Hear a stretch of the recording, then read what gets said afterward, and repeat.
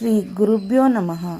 ಸ್ವಾತ್ಮಾರಾಮಂ ನಿಜಾನಂದಂ ಶೋಕಮೋಹ ವಿವರ್ಜಿತಂ ಸ್ಮರಾಮಿ ಮನಸಾ ನಿತ್ಯಂ ಶ್ರೀ ವೆಂಕಟಾಚಲದೇಶಿಕಂ. ಓಂ ಶ್ರೀ ಗುರುಭ್ಯೋ ನಮಃ. ಗುರುಬಂಧುಗಳಿಗೆಲ್ಲ ಪ್ರಣಾಮಗಳು. ಇಂದಿನ ಗುರುವಾಣಿಯಲ್ಲಿ ಭೂತದಯಾಪರ ಸದ್ಗುರುನಾಥ.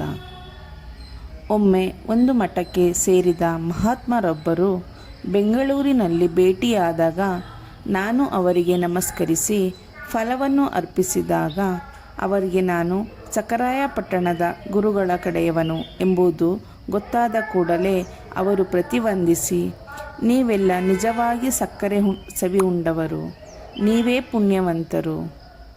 ಆ ಸದ್ಗುರುವಿನ ಮನೆ ಮೆಟ್ಟಿಲು ಹತ್ತಿ ಇಳಿದಿರುವವರೆಲ್ಲ ಪುಣ್ಯಜೀವಿಗಳು ಎಂದು ಹೇಳುತ್ತಾ, ಇಂಥ ಮಹಾನ್ ಚೇತನವನ್ನು ನಾನು ಇದುವರೆಗೆ ಬರೀ ಓದಿ ತಿಳಿದುಕೊಂಡಿದ್ದೇನೆಯೇ ವಿನಃ ಅಂತಹ ಸಾಧನಾ ಮೂರ್ತಿಯನ್ನು ಹಿಂದೆಂದೂ ಜೀವನದಲ್ಲಿ ನೋಡಿಲ್ಲ, ಮುಂದೆ ನೋಡುತ್ತೇವೋ ಇಲ್ಲವೋ ಗೊತ್ತಿಲ್ಲ ಎಂದು ಹೇಳುವಾಗ ಅವರ ಕಣ್ಣುಗಳಲ್ಲಿ ಹನಿ ತುಂಬಿ ಬಂದಿತು.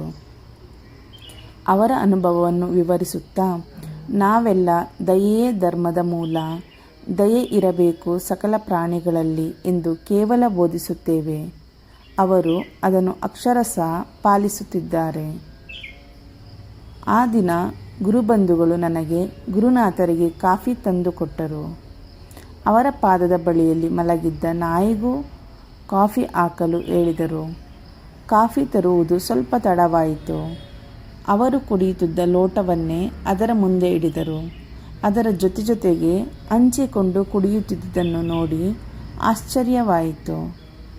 ನಾವು ನಾಯಿಯನ್ನು ಮುಟ್ಟುವುದಕ್ಕೆ ಭಯದ ಜೊತೆಗೆ ಅಸಹ್ಯ ಪಡುವಾಗ ಇವರ ಈ ನಡವಳಿಕೆ ನನಗೊಂದು ದೊಡ್ಡ ಪಾಠವಾಗಿತ್ತು.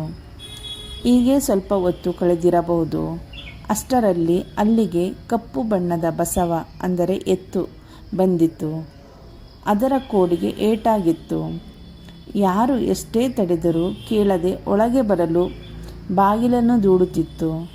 ಆಗ ಗುರುನಾಥರು ಅದಕ್ಕೆ ಕುಡಿಯಲು ಮುಸುರೆ ಅಂದರೆ ಅನ್ನ ಬೇಯಿಸಿದ ಬಸಿದ ತಿಳಿಗಂಜಿ ಉಪ್ಪು ಹಾಕಿ ಇಡಲು ಹೇಳಿದರು. ಅದನ್ನು ತಂದಿಟ್ಟಾಗ ತಕ್ಷಣವೇ ಕುಡಿಯಲಿಲ್ಲ. ಗುರುನಾಥರು ಹೋಗಿ ಅದರ ಹಣೆ ಮೇಲೆ ಕೈ ಇಟ್ಟ ನಂತರ ಕುಡಿದು ಪಕ್ಕದಲ್ಲಿದ್ದ ಬಾವಿಯ ಕಡೆ ನಡೆಯಿತು. ಈ ಅನನ್ಯ ಬಾಂಧವ್ಯವನ್ನು ಕಂಡು ನಾನು ಮೂಕ ವಿಸ್ಮಿತನಾದೆ. ಕೆಲ ಗುರುಗಳು ಯಾವುದೇ ವಿಚಾರ ಹೇಳಿದಾಗ ಸ್ವತಃ ಅದನ್ನು ಕೆಲವೊಮ್ಮೆ ಪಾಲಿಸಬಹುದು ಅಥವಾ ಕೆಲವೊಮ್ಮೆ ಪಾಲಿಸದಿರಬಹುದು. ಆದರೆ ಈ ಮಹಾತ್ಮರು ಹೇಳಿದ ಎಲ್ಲವನ್ನೂ ತಾವು ಅಕ್ಷರಶಃ ಪಾಲಿಸುತ್ತಾರೆ. ಆದ ಕಾರಣ ಅವರು ಅಂತಃಕರಣದಿಂದ ಮಾತನಾಡುತ್ತಿರುತ್ತಾರೆ. ಹೀಗಾಗಿ ಇಂಥವರ ಮಾತುಗಳು ಕೇಳುಗರ ಹೃದಯಕ್ಕೆ ನಾಟುವುದಲ್ಲದೆ ಆ ಮಾತನ್ನು ಪಾಲಿಸಿದ ಎಲ್ಲರೂ ಸಂತೋಷಪಡುತ್ತಾರೆ ಎಂದರು. ಅವರಿಂದ ಬೀಳ್ಕೊಂಡ ನನಗೆ ಮನದಲ್ಲಿ ಕೆಲವಾರು ಘಟನೆಗಳು ಸ್ಮೃತಿಪಟಲದ ಮೇಲೆ ಬಂದವು. ಗುರುನಾಥರು ನಡೆದುಕೊಂಡು ಹೋಗುತ್ತಿರುವಾಗ ಹಸು, ಎಮ್ಮೆ, ಕತ್ತೆ, ಹಂದಿ ಮೊದಲಾಗಿ ಅನೇಕ ಪ್ರಾಣಿಗಳು ಅವರ ದೇಹವನ್ನು ನೆಕ್ಕುತ್ತಿದ್ದವು. ಮಧ್ಯದಲ್ಲಿ ಓಡಿಸಲು ಪ್ರಯತ್ನಿಸುತ್ತಿದ್ದ ಗುರುಬಂಧುವಿಗೆ, ಏನಯ್ಯ, ಅವೇನಾದರೂ ನೀನು ಮಲಗಿದ್ದಾಗ ತೊಂದರೆ ಕೊಟ್ಟಿದ್ದವೇ? ಸುಮ್ಮನಿರು, ಅವುಗಳದ್ದು ಯಾವ ವಾಸನಾ ಪ್ರಪಂಚವೋ ನಿನಗೇನು ಗೊತ್ತು ಎನ್ನುತ್ತಿದ್ದರು. ಅವುಗಳ ಭಾವನೆಗೆ ಕೂಡ ವಿರುದ್ಧವಾಗಿ ಹೋಗಬೇಡಿರಿ ಎನ್ನುತ್ತಿದ್ದರು. ಒಮ್ಮೆ ಒಬ್ಬ ಗುರುಬಂಧುವನ್ನು ಈಶ್ವರ ದೇವಸ್ಥಾನದ ಬಳಿ ಕರೆದೊಯ್ಯುತ್ತಿದ್ದರು.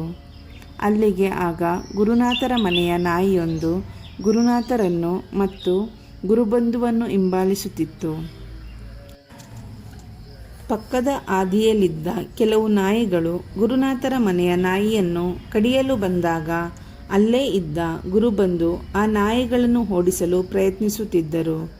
ಗುರುಬಂಧುವಿಗೆ, ಸುಮ್ಮನಿರಿ ಸರ್, ಅವುಗಳ ಭಾವನೆಗೆ ನೀವೇಕೆ ಅಡ್ಡ ಹೋಗುತ್ತೀರಿ ಎಂದರಂತೆ. ಗುರುಬಂಧುವು, ಹಾಗಂದರೆ ಏನು ಗುರುವೇ?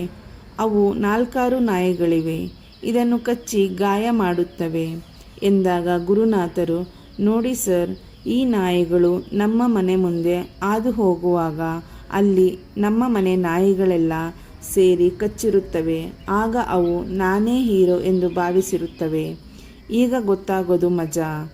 ಬೇರೆ ಕಡೆಗೆ ಬಂದಾಗ ನಂದೇನೂ ನಡೆಯೋಲ್ಲ, ನಾನೆಷ್ಟು ಅಲ್ಪ ಎಂಬುದು ಎಂದರು. ಪ್ರತಿಯೊಬ್ಬರ ಮನದಲ್ಲಿ ನಾನು ಅಲ್ಪ, ನಾನು ತಿಳಿದಿರುವುದು ಅತ್ಯಲ್ಪ ಎಂದು ಇದ್ದಾಗ ಮಾತ್ರ ಅವನು ಸಾಧನೆಯಲ್ಲಿ ಮುಂದೆ ಹೋಗಬಹುದೇ ವಿನಃ ದೊಡ್ಡವನೆಂದು ಬಂದರೆ ಮುಂದೆ ಹೋಗಲಾಗುವುದಿಲ್ಲ ಎಂಬುದು ಅವರಿಗೆ ಅರ್ಥವಾಯಿತು. ಗುರುಭ್ಯೋ ನಮಃ.